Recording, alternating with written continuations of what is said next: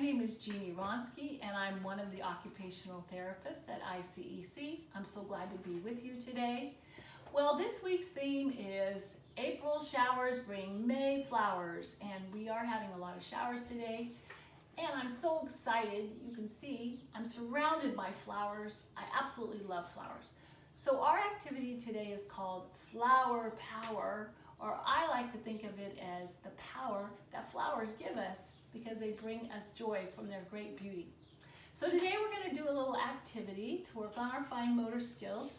You have, or you should have, one of these flowers, which is provided, and it's one for coloring.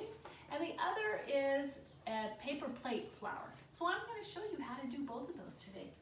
And parents, I'm going to give you a little background on something. Many times people will ask, how do you progress in fine motor skills? What are all those grasp patterns you occupational therapists talk about?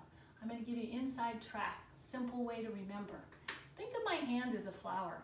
In general, the development of fine motor skills goes from the palm of our hand to the tip of our fingers, and also from our baby finger over to our thumb.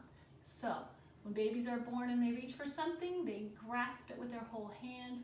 Then they get a little bit more refined until you reach that coveted fine pincer grasp. So that's an easy way to remember and look for development with your child. So when you're using different things, this obviously would be more of a full palm grasp, easier to hold on. So if this is where your child is at, let's start by using this. And just up and down or side to side, that's how kids usually start to learn to color. After they've done dot, dot, dot, just putting the crayon to the paper is the first thing. But after that, you can have them imitate up and down or side to side.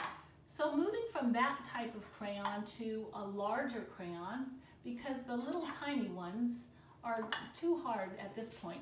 Many times people will give a full crayon to a child, and this is difficult. So here's a trick. Break the crayon. I know that might seem hard to do, but the beautiful thing about that is then we get those fingers cinched down and we can draw up and down, side to side, and then into circles. Circles always round. So let's make our flower here. Quick sticks, these are a great thing if you have them at home, if not Amazon. Beautiful thing to do because they lay down a lot of color. So again, side to side, up and down. Now having the children take off the lids and put them on is a great thing as well. Let's just do our little flower here. We're gonna just go side to side, up and down, all around. And at this stage of the game, don't worry so much about staying in the lines. It's just more about making the flower. Now in the middle, I'm thinking we could do something a little fun. Basically, Elmer's glue and a glue stick is like doing a quick stick. Let's do a quick stick, Elmer's glue in the middle. And in your cupboard, I found muffin tin liners. So I'm going to stick that right there in the middle. And now I have a fun little flower. So you can look around and see what you have. You might want to put something in the middle or color it. So there's one flower. And now let's try a paper plate. This already looks a little bit like a flower. So let's try something a little different. Dot art. Super easy and fun. If you have a child that's older, you could help them learn to take the lid off. Now at first, you can unscrew it mostly and let them pull it off. Make it a little tighter where they have to turn it and keep working on that. So same thing that we did before, let's do over and over. Look at all of this movement in my shoulders, movement in my arm, movement and strength in my hand with grasp. Let's make some more colors.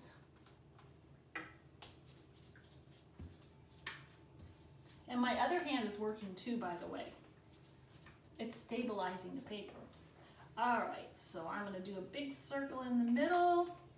Now we might want to make this a little bit more fun. So let's add, where is it? My Elmer's glue.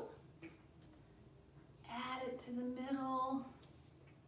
And you can look around the house and see what you might want to put on there. Just so happens, let's see, I had some tissue paper. So I added that to this little guy. That's one idea. Or maybe you have some little pom-poms. So I'm gonna stick a few different colored pom-poms on there. What a fun texture, a soft fuzzy texture. But this can be challenging for some kiddos because soft textures can be a little bit, they could feel a little funny. So there I have that. And now I've cut out of construction paper, a little stem. We're gonna add that. Oop, did one of my little balls fall off? I think so. And voila, or in flower language, viola. Thanks, friends.